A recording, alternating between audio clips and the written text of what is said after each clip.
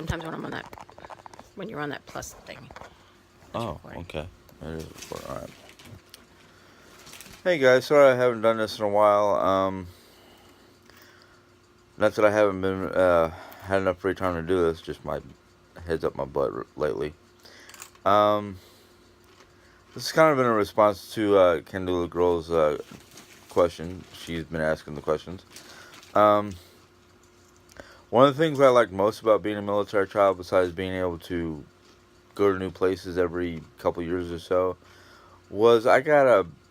Now that I look back at it, I kind of got a bit of a more of a hands-on education on geography, I guess you'd say, because of the different places we've been. Um, yeah, the when we were the incident I told you about before with mom's beetle. Yeah, most of the people in Germany are pretty much laid back. They're not like most American people where they get mad over every little thing that might happen, and I think that's part of the reason for some of these for some of the German holidays is to just keep things relaxed and friendly, not to be so intense about day to day events or things that happen around the village. As for me being uncomfortable, no, I don't think I've ever felt uncomfortable anywhere I've gone, um, except for maybe trying to learn how to drive in New York. Otherwise, I've never really had a uncomfortable experience um, outside of this country. Um,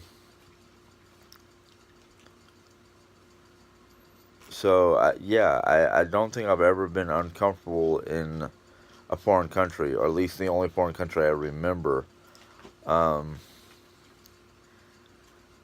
as for some German words, well, some of the basic German words that we use a lot of were just common greetings. Like instead in Germany, their common greeting for good morning is Guten Morgen, uh, um, which basically translates good morning, Guten morning, or a good, Morgen morning. Then there's Guten Abend, which is good evening, or Gute Nacht, which is basically good night. And then there's Tschüss, which is also a word for goodbye. Um, and I mean the German language itself, it's not that difficult to learn. Um, Unlike most countries, or especially here in the states, where our language is basically what most people would just consider guttural or common, because we say the table. Well, what about the table? Now, in a lot of foreign countries, Germany, the had three different words: die, du, and das, male, female, and neutral. So depending on what the table was or how the table was set, depended on which word you used for the. So like the workbench would be das workbench. The dining room table would be D for dining room, D for the, and then do, which is just your basically it's a table. So I mean, once you get the basics of the male, female, and neutral um, words or wordings, the language is fairly easy. Um, so it's like, Donka. yeah, danke, which is basically thank you. Um, Bitteschön is please and thank you. Uh, I thought better was welcome. Like you're welcome. oh yeah, you're right. Thank you. I was just like, 'cause I say My Donka and you say better. Yeah, right. So I mean, it's like depending on your, I guess pronoun would be the word. Depends on what your male, female, and neutral word would be. So I mean, like das Boot, the boat. Well, das male, because well, a lot of things in the military back in those days were male. Um, but I learned most of my German. Part of it I learned in school because they were teaching the German language, so you can basically get along with the locals, especially if you didn't live on base or you wanted to go visiting some of the tourist attractions like all the castles we went to. That in fact, living off base for the 2 years that we did, I learned a lot of it just combination from the local kids, and our landlord was gracious enough to teach me enough so I can not get into not get into trouble, which I ended up getting in trouble anyhow on a couple different occasions. But yeah, I mean, we didn't speak it. My parents and I didn't speak it fluently. In fact, 9 times out of 10, when we were out and about, and somebody started speaking German to us, they would look towards me for translation, which at the age I was kind of like interesting. We had a couple fun experiences living off base in the little village we did. One of the more memorable experiences, besides trying to get some of our neighbors that we invited to the house one time for Thanksgiving to eat a lot of the different foods that we Americans eat as a basic staple. Corn to them is fed to the pigs or to the cow or to the rooster, not to people. Same with pumpkin and sweet potatoes. They understood what mashed potatoes were, even though it was kind of different to see them not fried. They were just mashed potato. Turkey, which we had to get through the base, it was a foreign food to them. So is apple pie, even though they have apple strudel. So it was interesting to get them to at least try some of the foods.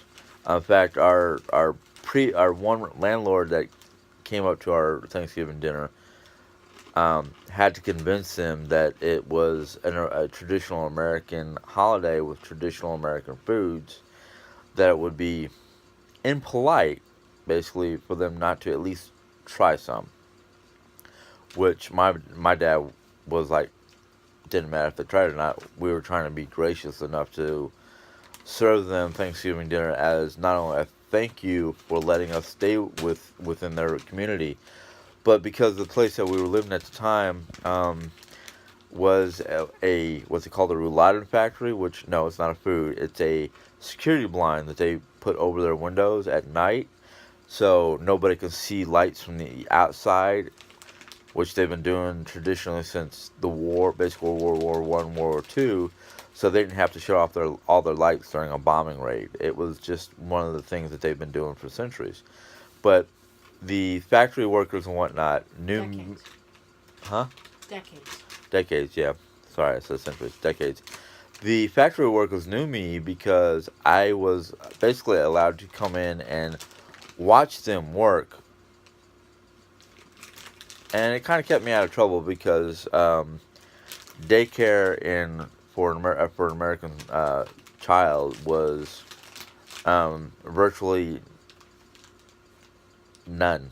I mean, they did have a quote-unquote daycare center, but my dad thought it was cheaper not to put me into it because it was not provided as a service to the military people. It was something that somebody started because they had kids and didn't know what to do with the kids during the daytime while Dad was working. So I got to play, instead of going all the way to base to go to daycare, I got to go play in a factory and watch people work and learn things about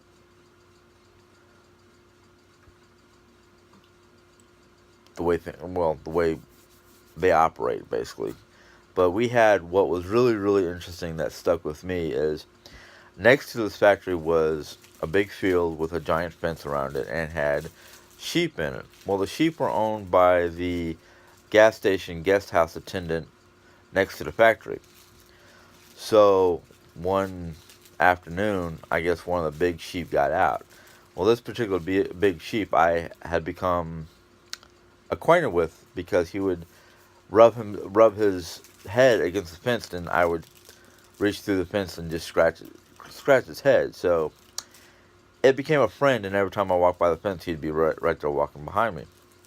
Well, it somehow got out through an opening in the fence that happened, and Dad and I heard commotion outside because the owner and his two older sons were trying to get this big ram basically to go in the direction of the opening, and they could not budge this thing. They had trouble picking it up. They had trouble just coaxing it to come along. And Dad and I were watching them for a few minutes, and me and my dad just kind of walked up. My dad just kind of waved his hands and said, like, waved his hands, shook his head, like, no, no, no, no, no, no. Pointed to me, pointed at the sheep, and said, Jimmy, do your thing. Well, I walked up to the sheep, scratched his head, and started walking. And the thing was basically following me, butt me in the rear end as we walked. And basically, this gentleman and his two boys were just standing there, shrugging their shoulders, scratching their heads, and started laughing because it was kind of funny. But we got it back to where it belonged, where it belonged. But it was like a sight to be seen because nobody has ever seen this. I must have been like 10 years of age when this occurred. And to have a child, basically what most Germans would consider a child or a juvenile, to be able to lead an animal that they didn't raise, basically, was just unseen to them. So it was a fun little event among a bunch of other ones that I'm not even going to worry about discussing because some of them are just, traumatizing. Anyhow, there's a little bit more about my experience in Germany and some of the fun things I've had to deal with. Until next time, see you around. Bye.